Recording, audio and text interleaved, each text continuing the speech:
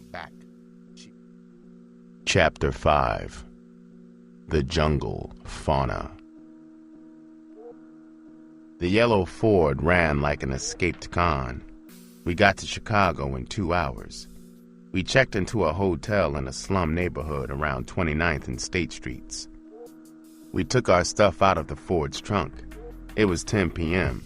I threw some water on my face. I told the runt to cool it. I went out and cruised around Gangsta City. I turned the wipers on. A late March snowfall was starting. About a mile from the hotel, I saw whores working the streets. I parked and went into a bar in the heart of the action. It stank like a son of a bitch. It was a junkie joint. I sat sipping on a bottle of suds. I couldn't trust the glasses. A cannon with a tired horse face took the vacant stool in my right. His stall took the one on the left. The stall had a yellow fox face. Out of the corner of my eye, I saw him pinning me. He snapped his fingers. I jerked my head toward him. He said, "Brother, you are lucky as a shithouse rat. What size Benny and Vine you wear? I'm dress 'em up red. Stand up, brother, so I can dig your size. I got a pile of crazy vines, dirt cheap." I stood up facing him. He ran his eyes up and down me. He unbuttoned my top coat. He pulled my vine's lapels. He shoved me back toward Horseface. I stumbled, half turned to apologize to Horseface. There was a streaking blur behind me. It was so fast I couldn't have sworn I had seen it. I found out later what it had been. Horseface showed his choppers, got off the stool, and trotted through the slammer. I faced the stall. I said, "Jim, you got my size? Do you have any black mohairs?" The stall smiled crookedly at me. He straightened my tie. He said, "Slim, I got blue and black mohair. I can fit you like Savile Row in London. You want the blue too? The bite is 2 for 50 slats." I said, "Man, let's go. I am ready to cop." His brow telescoped like I was going to open the door and catch his mother crapping in my hat. He started oozing toward the slammer. He said, "Brother, I don't know you well enough to trust you. I got to protect my stash. Wouldn't it be a bitch if you went with me and copped? What if you came back later and beat me?" "No, Slim, cool it. I'll be back in 20 minutes with the vines. Here's a slap. Get a taste on dress 'em up red." I ordered another beer. I was trying to stall that 20 minutes out. I sure needed those vines. After an hour, I figured dress 'em up red got busted or something. I asked the fat broad tending bar where the swank joints were. She named a few and gave me directions. My bill was 80 cents. I left a 20-cent tip and walked to the Ford. The wind wing on the street side gaped open. It had been jimmied. The car door had been unlocked through it. I got in. I remembered the runt's costume jewelry had been locked in the glove compartment. I unlocked it. Some slick bastard had slit the cardboard bottom from underneath. There wasn't even an earring left. I started the motor and turned the lights on. The snow had stopped falling. My headlights beamed on a squatting junkie whore with a Dracula face peeing in the gutter. She grinned toothlessly into the glare like maybe she was a starlet taking bows at a movie premiere. I thundered the motor. She stood up wide-legged. Her cat was a mangy red slash. She was holding up the bottom front of her dress with her rusty elbows. Her long black fingers were pulling her snare wide open to stop me. As I shot by her, she shouted, "Come back here, nigga, it ain't but a buck." I drove through the snow-slush streets. The streetlights were dim halos in the murk. I thought, I can't put the runt down in a spotlight back there. I have to find somebody to give me a rundown. I drove 100 blocks.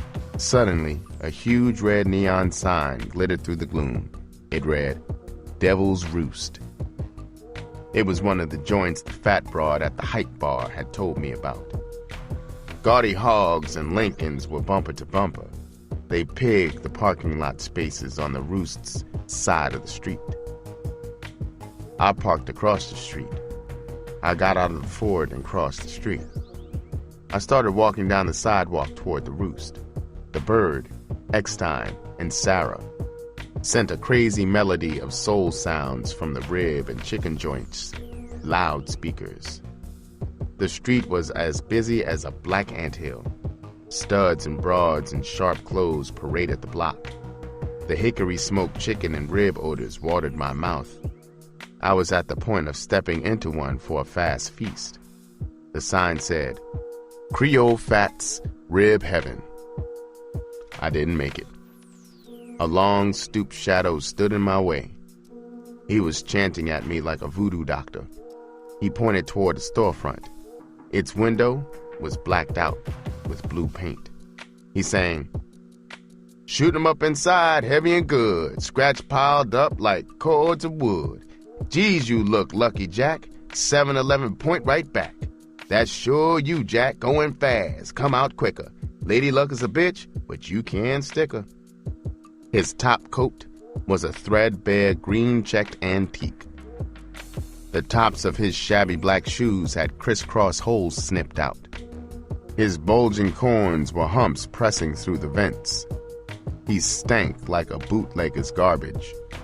There was something ghostly familiar in the banana-yellow basset hound face. I said, Jim, I'm not in the mood to wail the craps. Say, don't I know you? His transient eyes jerked their bags. They moved over my shoulder, searching down the sidewalk for a fresh prospect. His bald head glistened like a tiny yellow lake under the street lamp. He said, Jack, I can't put a pistol on you. I can't force you to go inside and collect your scratch. Kid, you too young to know me. You might have heard of me. I'm Pretty Preston. I gave the horse blues in the night when I was pimping at my peak. Who are you? His name triggered my clear memory of him. He had driven a gleaming black LaSalle car. I had shined his shoes back in the pressing shop days. Then he had been sleek and handsome, like a yellow Valentino. I remembered his diamonds. They had winked and sparkled brightly on his fingers, in his shirt cuffs, even on his shirt front. I thought, could this really be the same dandy? What happened to him? I said, Preston, I know you. I'm the kid who used to shine your Stacy's back on Main Street. Remember me? I'm pimping myself now. You sure pimped up a storm when I was a kid. What happened? Why you steering for this craps joint? He had a dreamy, faraway look in his dull brown eyes. He was probably remembering his long-ago flashy pimp days. He sighed and put his arms around my shoulders. I walked with him through the door of the craps trap. The raw stink of gambler's sweat punched up into my nose. We sat on a battered sofa in the almost dark front of the joint. Through a partition, I could hear the tinkle of silver coins. I heard the flat cackle of the bone dice laughing at the cursing shooters begging for a natural. He said, Sure, kid, I remember you. Christ, you got tall. I got to be getting old. What's your name? Kid, I've been getting funky breaks since I came to this raggedy city 12 years ago. I'm just steering for a pal who runs the joint. Hell, he needs me more than I need him. I'm gonna catch a hot number or a wild daily double. Old Preston's name will ring again. How many girls you got? I said, Slim Lancaster, but they call me Young Blood. Blood for short. I only got one now. But with all the whores here, I'll have bukus in a month. I just got in town tonight. I want to put my girl to work. Give me a rundown on some streets after I dash next door for a slab of ribs. I haven't dirtied a plate since noon. Anything I can get you?"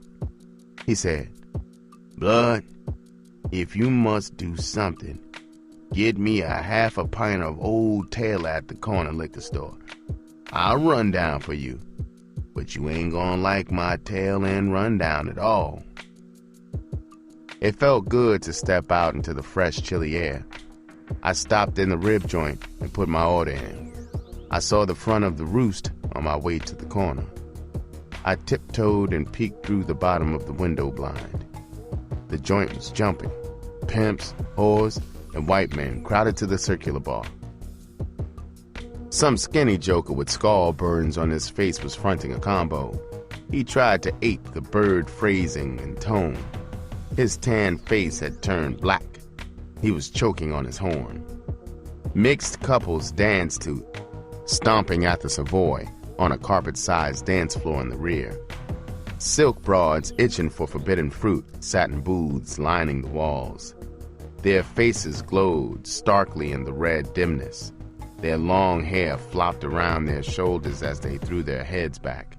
They laughed drunkenly with their black lovers. I took my peepers out of the slot. I walked toward the corner to cop the bottle for Preston.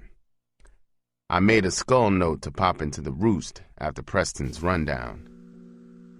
I was 50 feet from the corner when I saw him. He was in the center of a small crowd. His high-crowned white hat was bobbing a foot above it. He was a nut-brown giant.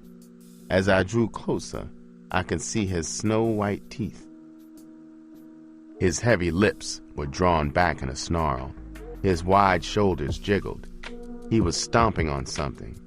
It was like maybe he was a sharply togged fire dancer, or maybe a dapper grape crusher from Sicily. I squeezed through the crowd for a ringside view. He was grunting. His labor was yanking the sweat out of him. The crowd stood, tittering and excited, like a Salem mob watching the execution of a witch. The witch was black. She had the slant eyes and doll features of a geisha girl. The chill breeze whipped back the bottom of his benny. The giant's thigh muscles rippled inside the pants leg of his $200 vine. Again and again he slammed his size 13 shoe down on the witch's belly and chest. She was out cold. Her jaw hinge was awry, and red frothy bubbles bunched at the corners of her crooked mouth. At last he scooped her from the pavement. She looked like an infant in his arms. His eyes were strangely damp. He wedged through the crowd to a purple hog at the curb. He looked down into her unconscious face. He muttered, "Baby, why? Why do you make me do you like this? Why don't you hump and stop lushing and bullshitting with the tricks?" Still holding her tenderly, he stooped and opened the front door of the hog. He placed her on the front seat. He shut the door and walked around the hog to the driver's seat. He got in, and the hog roared away into the night. The crowd was scattering. I turned to a fellow about my age. His eyes were glazed. He was sucking a stick of Gangsta. I said, "That stud would have gotten busted sure as hell if the heat had made the scene." He stepped back and looked at me like I was fresh in town from a monastery in Tibet. He said, "You must be that square Rip Van Winkle I heard about." He's heat. He's vice heat. They call him poison. He's got 9 whores. He's a pimp. That broad is one of them. She got drunk with a trick. I went into the liquor store. It was 5 after 12. I ordered the half pint. The clerk put it on the counter. I swung my top coat away to get my hide in my hip pocket. I had 205s and 10s in it. I had 5 C-notes pinned to my shorts and a tobacco sack between my legs. My fingers touched the bottom of the pocket. My right hip pocket was empty. I was sure my hide had been on that side. I dug my left hand into the left pocket. Empty. Within seconds, both my sweaty hands had darted in and explored all of my pockets a half dozen times. The clerk just stood there amused watching the show. His hairy paws slid the half pint back toward him from foul territory. He said, "What's the matter, buddy? Some broad ram into you for your poke, or did you leave it at your other strides?" My mind was ferreting. It backpedaled, tore apart the scenes and moves I had made. I was a confused, jazzy punk. I said, "Jack, your score is 0. I'm not a Vic. I just remembered I got my scratch on Mars. I'll be back when I get back." He was shaking his head when I walked out. I crossed the street. I was headed toward the Ford. I wasn't going there to look for my hide on the seat. I was going there to peel off one of those C notes next to my balls. I had remembered the scene back in the hike joint. I saw that rattlesnake lightning again. For the first time, I saw the thrill of the cop on the face of the horse. The fox had sure held my balls in the fire for horse face. I thought, as slick as those two bastards are, they can't miss making $1 million or getting croaked. From that day to this one, almost 30 years later, no scratch has ever been in my hide. I copped the bottle. I was hurrying to pick up my rib order. Old Preston was back out there bird dogging suckers. I saw him point a joke into the joint. He slapped the balking sucker on the rump. The Vic went inside. He saw me and hobbled toward me.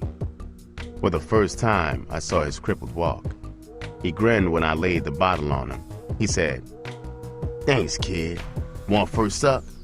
I said, "Jack, it's all yours. After I get my ribs, I'll duck back in the joint and rap with you." Preston had his bad dogs propped on a chair when I got back. I stumbled over his makeshift sandals beside the sofa. I sat down. His feet stank like a terminal cancer victim. Even a budding pimp has to have a cast iron belly. I unwrapped and started to gobble the ribs. He said, "I guess you saw Pimpin Poison hanging that hoe on the corner. He's number 2 Mack in town." Through the peppery grease, I blurped, "Yeah, she looked dead to me. I guess he checked her into the morgue." How does he cut the double action? Who, as strong as he is, could top him? He tilted that bottle straight up and drained it. He said, "She ain't croaked. She'll be back out before daylight, humping her ass off. He's the top nigga viceroy in town. His pimpin' don't faze the white brass, just so he don't kick no white asses. Poison is a nice sweet stud compared to Sweet Jones. Sweet's the top spade pimp in the country." I said, "Preston, I want to be great like Sweet. I want my name to ring like his.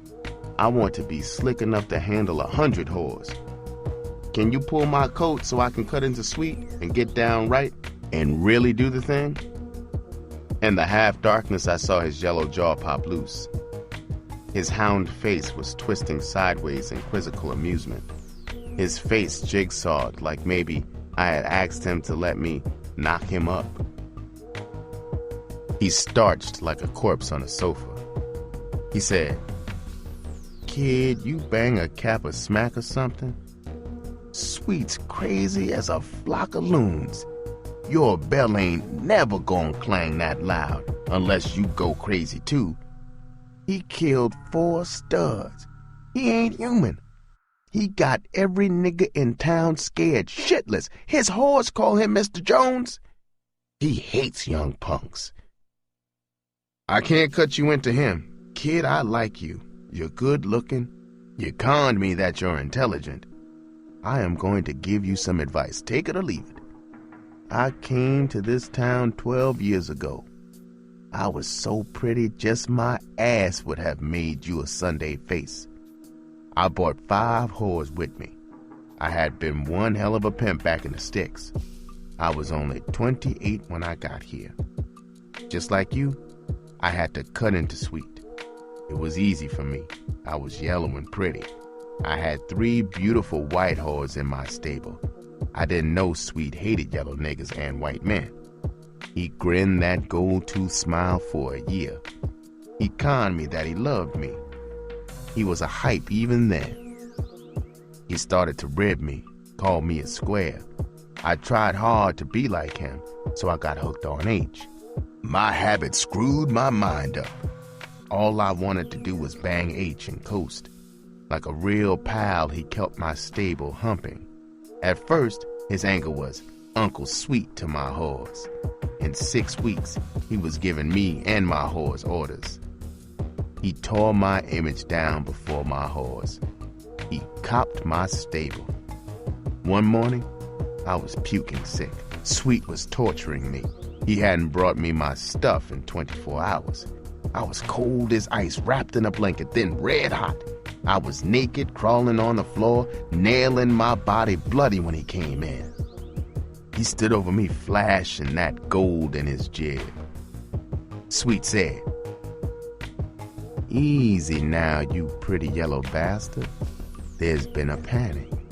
Until this morning, I couldn't cop any stuff. I copped you a 16th in Spicktown.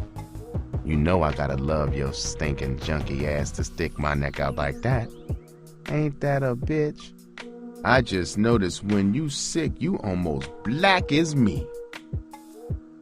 I wish that bastard white father of yours could see you down there on your knees begging this black nigger to stop your misery."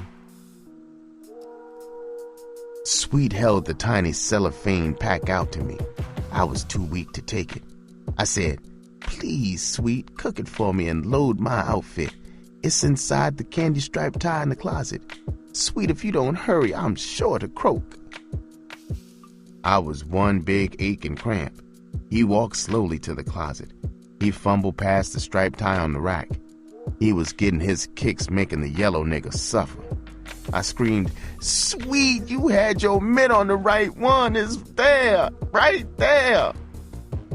Sweet finally got the spike out of the tie lining. I was too weak to shoot the H when he got it cooked. I held my arm flat on the carpet. My eyes begged him to tie me up and bang me. He pulled my belt from my trousers on a chair. He tightened the belt around my arm above the elbow. My veins stood out like blue rope. He stabbed a needle into a vein in the hollow. The glass tube turned red. I lay there freezing to death, waiting for the smack to slug the sickness and pain out of me. Preston stopped for breath. Bubbles of sweat had popped out on his bald head. While running down Sweet's double cross, he had really relived it. I licked the hot sauce off my hands. I crushed the greasy sack into a ball and sailed it into a paper box at the end of the sofa. I fished my handkerchief out and wiped my mouth and hands. Those dice the house was using had a PhD. Every 10 minutes, a chump would shuffle from the rear with a tapped-out look on his face. I said, "Christ, Sweet's slick and cold-blooded. What happened after that?" Preston said, "That shot took the fever and pain away. I wasn't ready to go a fast 15 with Joe Louis. I felt better." Sweet stood in the middle of the floor watching me. My legs were weak. When I finally stood up, I stood there naked. I said, "Sweet, I know you have stolen my stable. I know I have been a prize sucker. I demand that you lay $1,000 or so on me. I got to kick this habit you conned me into. I won't give you any headaches. You got to loan me that G." Sweet just stood there like a black Buddha for a long moment. For a second, I thought he was going to put his foot in my ass like I was a whore. He grinned. He pulled my robe from the foot of the bed. He draped it around my shoulders. Then he said, "Sweetheart, I ain't stole no whores from you. Them whores would have blew to the wind if it don't be for me. You got me. I'm just like your whore. Wouldn't you rather I had them whores than some bastard you couldn't cop a favor from? Course I'm gonna give you the grand. I'm even going to give you back that buck-toothed yellow whore you had. I want you to straighten up. Sweetheart, I love you. I said, sweet, when do I get the grand? I got to know it's coming at a certain time.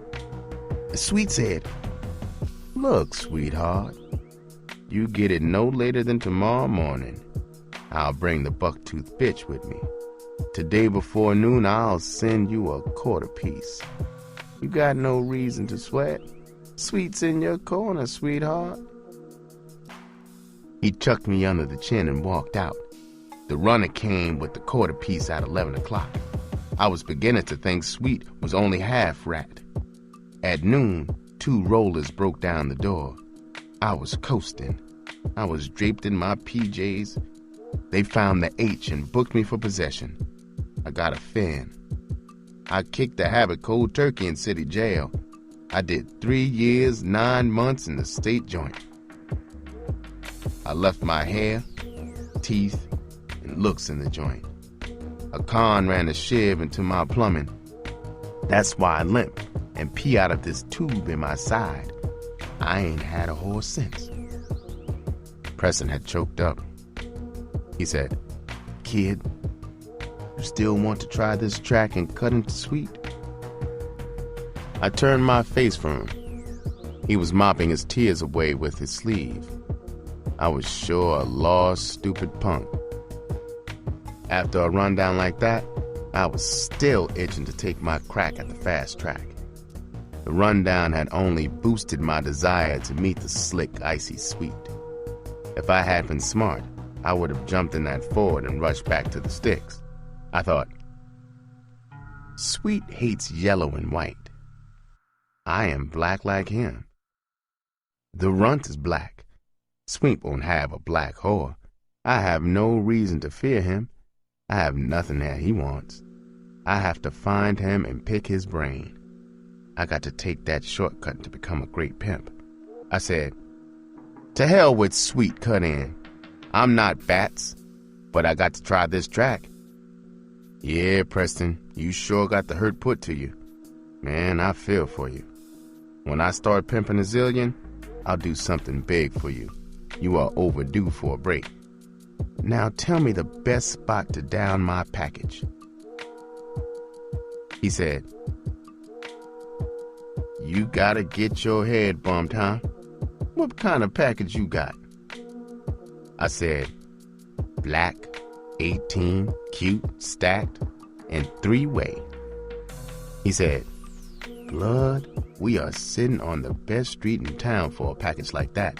Only drawback is this street is crawling with fast, whore-hungry pimps. You would also be playing your girl against a half-dozen strong Jasper whores on this stem. They pimping tough as studs. They got some fancy con lay on a fine young whore. If your game ain't tight, you'll blow your girl fast. How long you had her? What kind of wheels you got? I said, about a week. But I got her uptight. The bitch loves me. Nobody can steal her. Temporarily, I got a Ford. He threw back his head and started laughing. I thought he had flipped his cork. He died laughing for a full minute. The tears were rolling down his cheeks when he stopped.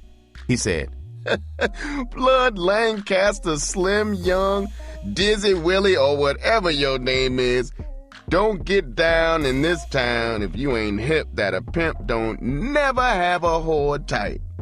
Do you believe any whore can love a pimp? You ain't no pimp. These slick niggas will steal that young bitch as soon as you down her. The bartenders and bellhops on this fast track are better pimps than the best in the hinterlands. You ain't got no front and flash. Some of these boot blacks got hogs. You'll get that young bitch dazzled out from under you. Get out of town and be a good pimp in a chump town. Go to the West Coast. Believe me, you ain't ready for this one. He stopped rapping. He sat there just looking at me like I should bolt out the door and head for Suckerville. He sure thought he had spooked me.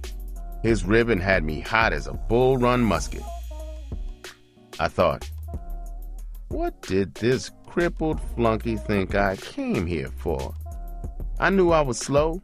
I sure didn't intend to stay slow. I was determined to maybe get as fast and slick as Sweet Jones, the boss pimp. If I blew the runt, it wouldn't be the end of the world. This poor crybaby had let Sweet's cross destroy him. I said, look, Preston, I got lots of heart. I'm not a pussy. I've been to the joint twice.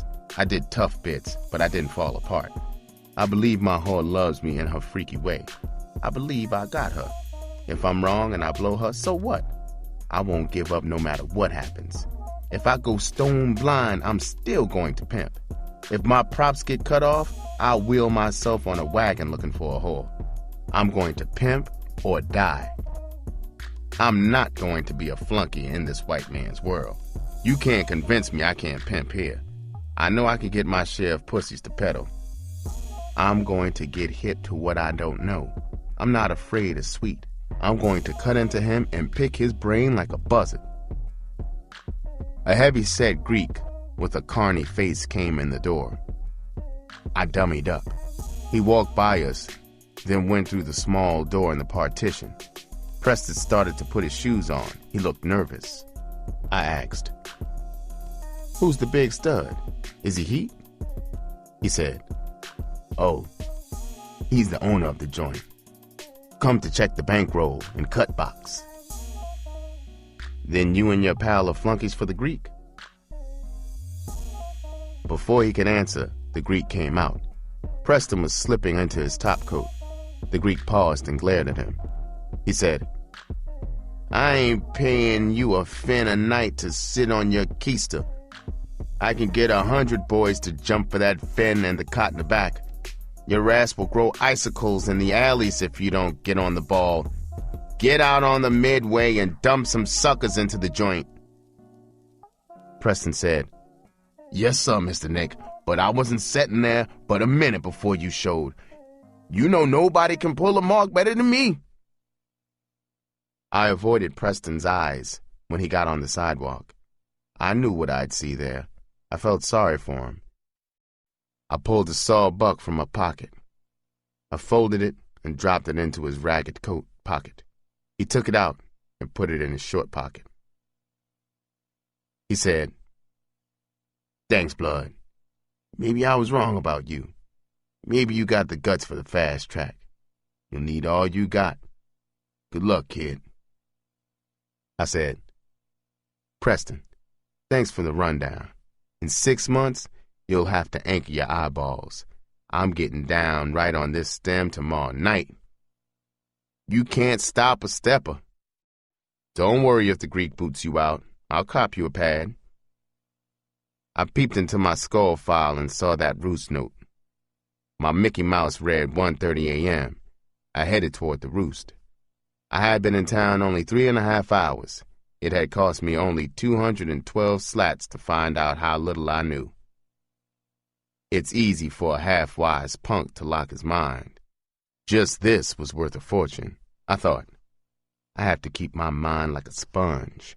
I'll use my eyes and ears like suction cups. I have to know everything about crosses and whores. Fast, I got to find out the secrets of pimping. I don't want to be a half-ass gigolo lover like the white pimps. I really want to control the whole whore. I want to be the boss of her life, even her thoughts. I got to con them that Lincoln never freed the slaves. The roost was still jumping. I copped the one open stool at the middle of the bar.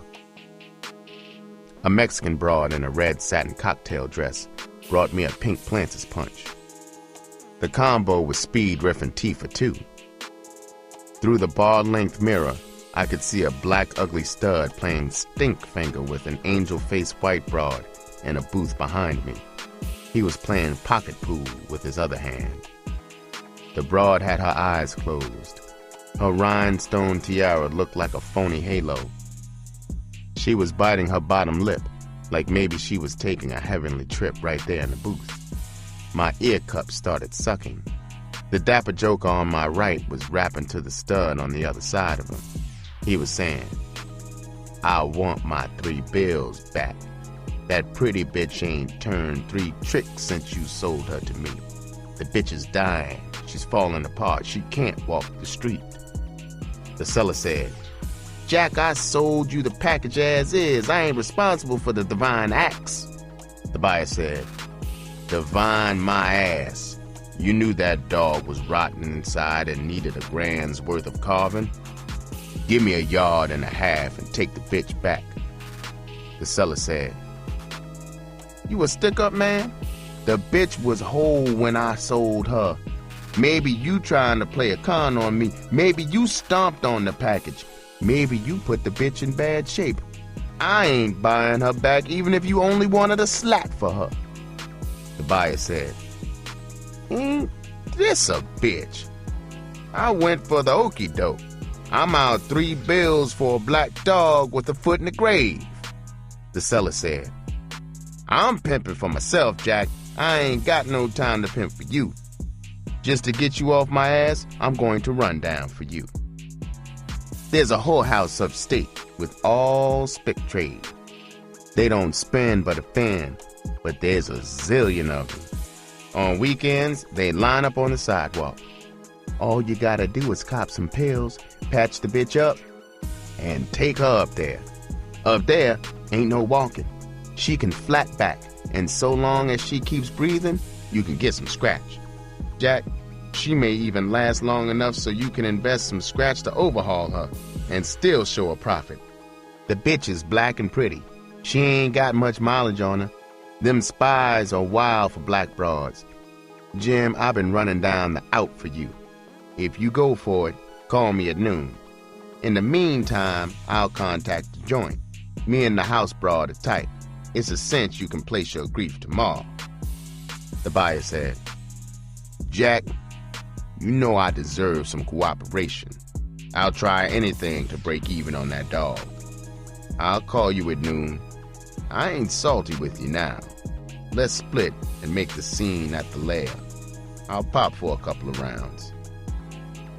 The buyer stood up. He knocked his knuckles against the log. The cute Mexican broad came toward him to check him out. She stood before him. She was smiling.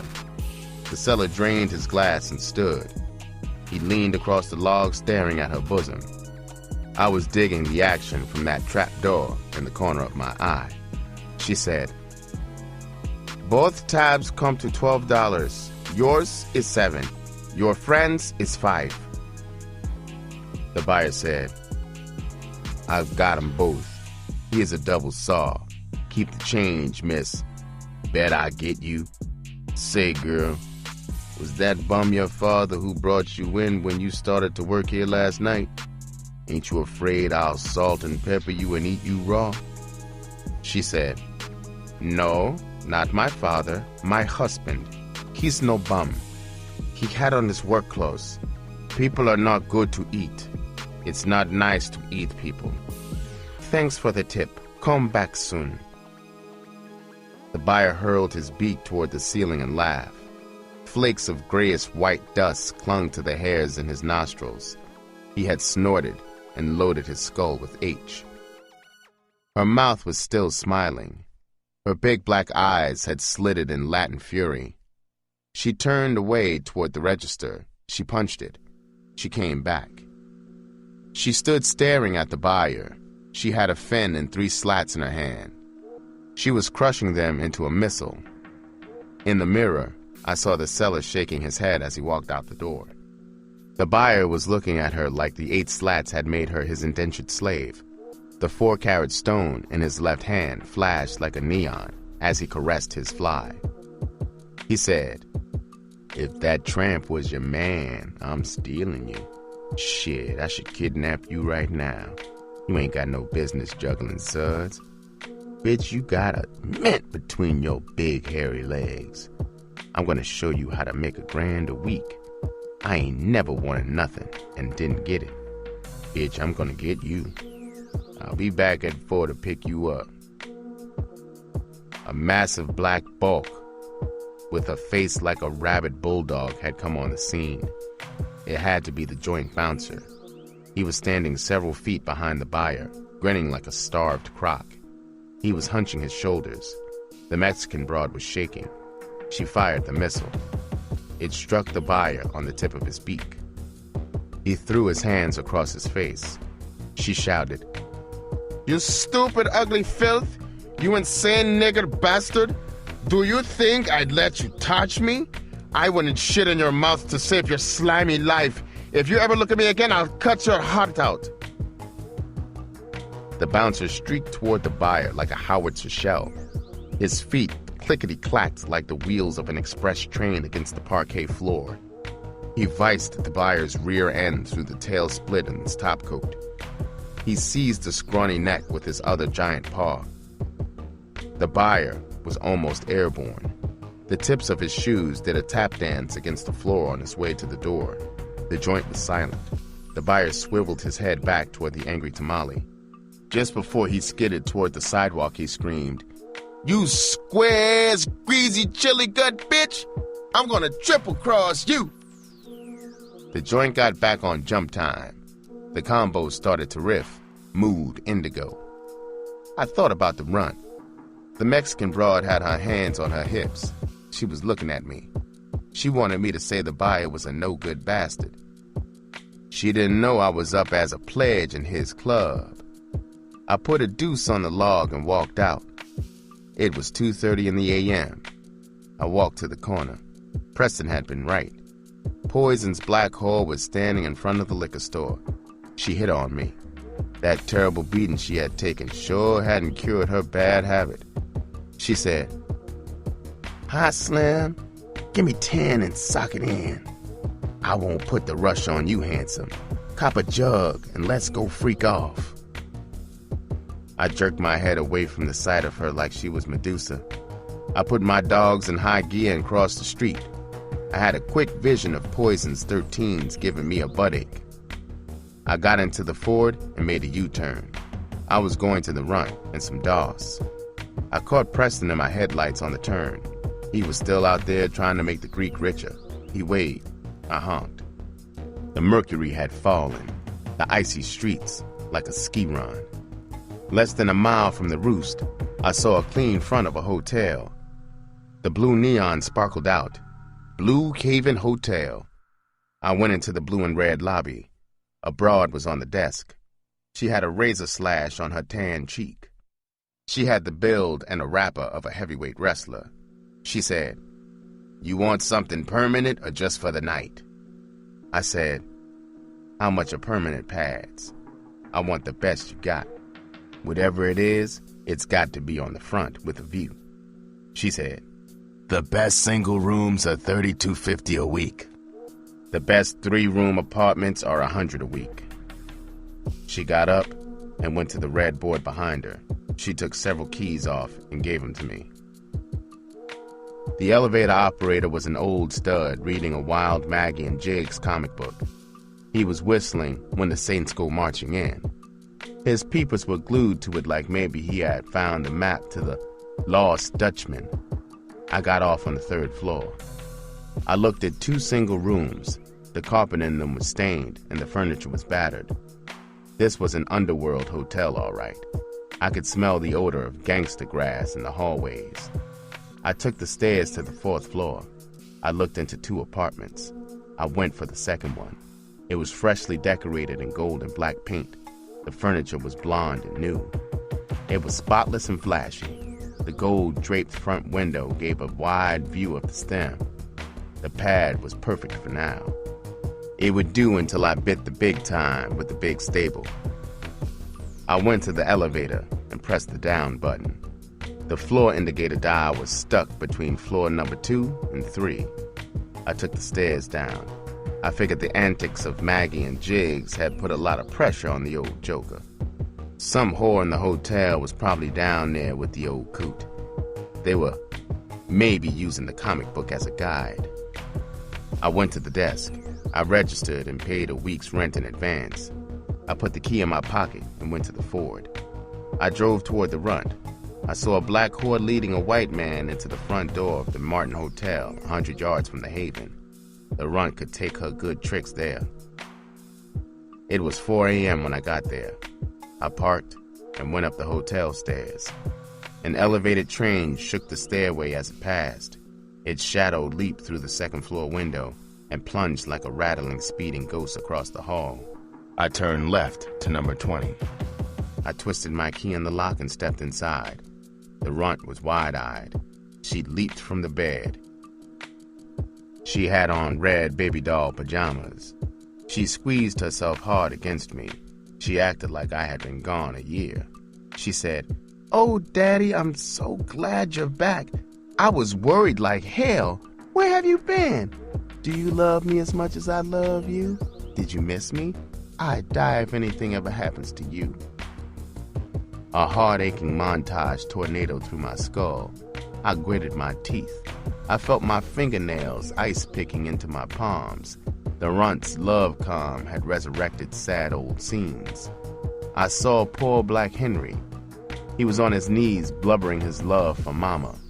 I saw his pitiful eyes begging Mama not to break his heart. I saw Mama kicking herself free of his clutching arms. I saw that terrible look of scorn and triumph on Mama's face. I thought about the worms that had devoured his flesh on his lonely grave. I shuddered and punched the runt with all my might against the left temple. On impact, needles of pain threaded to my elbow. She moaned and shot backward onto the bed. She bounced like she was on a trampoline. There was a crunching, pulpy thud on the second bounce. She'd crash face first on the steel edge at the foot of the bed. She just lay there, breathing hard. I moved to the foot of the bed. I grabbed a fistful of hair. I turned her face toward me. Her eyes were closed, and there was a bloody gash just above her right eyebrow. I went to the face bowl and drew a pitcher of cold water. I doused her full in the face. Her eyes flickered open. She just lay, looking up at me. A scarlet trickle ran down her cheek across her chin. She stroked the side of her face. She saw the blood. Her eyes full moon. Her mouth was open. I stood looking down at her. The guts in my scrotum were twisting. I could feel hot currents firing up that generator at the base of my weapon. Then she said, "Why, Daddy? Why did I get my ass whipped? Are you high or what?" I said, "Bitch, if I have you 100 years, don't ever ask me where I've been. Don't ever try to play that bullshit love con on me. We're not squares. I'm a pimp, you're a whore. Now get up and keep a cold towel on that eyebrow." She got up and stood at the wash bowl, washing blood off. Her big eyes were staring at me through the mirror. I didn't know she had started to keep a revenge score in her skull. 7 years later, she would tally up and happily cross me into prison. She sat on the side of the bed, pressing a towel against the wound. I got in the sack in the raw. 15 minutes, the leak had stopped. It was now only a small puckered slash. She crawled in beside me, nibbled at my ear. That lizard did cross-country laps and then took the boss trek around the world. I lay there silently. I was trying to figure the real reason why I had slugged her. I couldn't find the answer. My thoughts were hamstrung by the razor edge of conscience. She whispered, "Daddy, do you feel like tying me down? Please? I want you to." I said, "Bitch, you got a one-track mind. I'm gonna tie you down like a sow in a slaughterhouse. After you get your rocks off, I'm gonna give you the rundown on that stem you're working tonight. Get on your back, stretch your legs out and put your arms above your head. That's right, you sweet freak bitch." Chapter 6. Drilling for Oil. That Thunderbolt L train had trembled the room a half-dozen times. Dawn had broken through a smeary sky. Fingers of pale gray light poked through the frayed window shades. She was lying in my arms. I saw flakes of brown blood beneath her chin.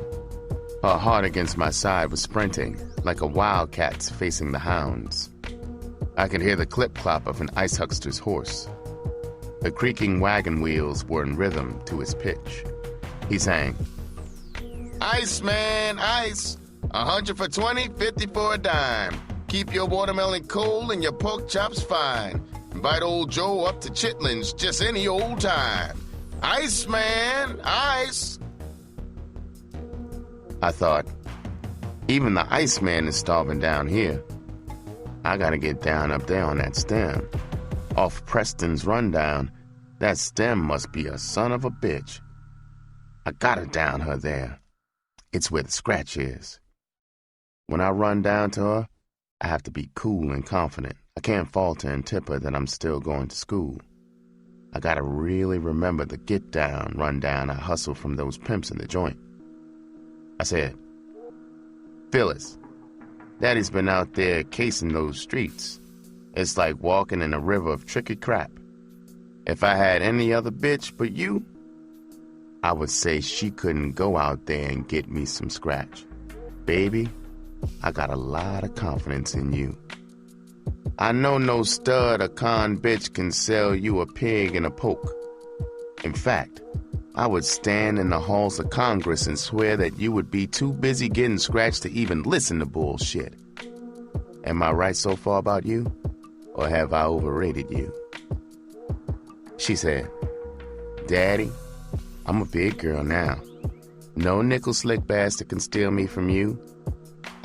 You know what, you, and always will. Honey, I just want to be your little dog and make you $1 million. When we get rich, maybe you won't mind if Gay, my daughter, lives with us. She's only 2. She's so cute and friendly. You'd be crazy about her. My aunt in St. Louis takes care of her." I thought, I was sure sap making like a pimp. Here I had her a week, and I was flat-footed. I hadn't heard about a crumb crusher. Worse, I hadn't given her a deep quiz. I really knew nothing about her. It had been the one rundown from the joint I'd goofed. I had been satisfied with the shallow rundown from that sissy barkeep. The pimps in the joint had said, "There ain't nothing more important than what makes a new bitch tick and why.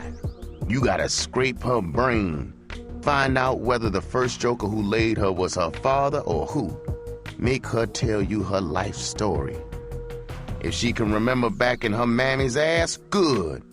Fit all the pieces together.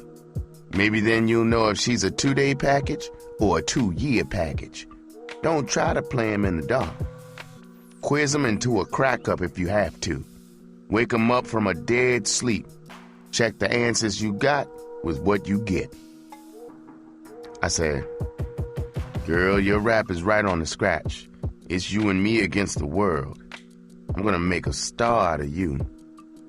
We are going to get rich as cream. You gotta hump your ass off in those streets, baby. As soon as we get a big bundle, you go cop the kid. Now forget about her until we get in shape. I don't want anything in your skull but those tricks out there. Now listen carefully. I want you to do nothing but work the street. Stay out of the bars. Don't drink, smoke Gangsta, or use anything while you're working. Your skull has to be sharp and clear out there.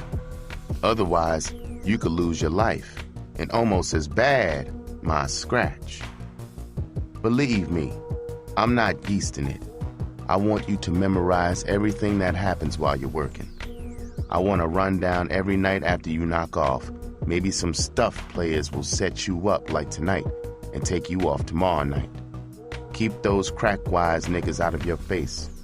If I see you rapping to a Jasper broad, I'm gonna put my foot in your ass. Play for cruising white tricks. Spade tricks are trouble. They all want to make a home. You're black and beautiful. They can't resist you. They are the freaks, and they got the scratch. Ask them for 100 and take 10. You can go down on the price. You can't go up. Don't go to nobody's pad.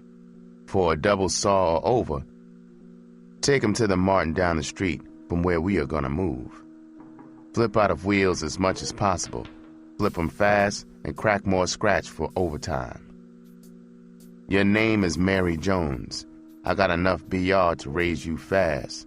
You're not a thief. I don't need a bondsman or lip now. You don't have a sheet. You see a young girl out there, square or whore, pull her. Be friendly to her. Build me up. You know, tell her how smart and sweet I am. Don't let no bitch pull you. This family needs some whores. Don't bring no junkie bitch to me. Now, is there anything you don't understand? She said, No, Daddy, I dig everything. You can wire me if something turns up I don't dig. Daddy, I am so proud of you. You are so clever and strong. I feel so safe being your girl. I'm gonna be a star for you. I had told her all I knew. It was just pimp garbage. What the 90% note to tell her whore.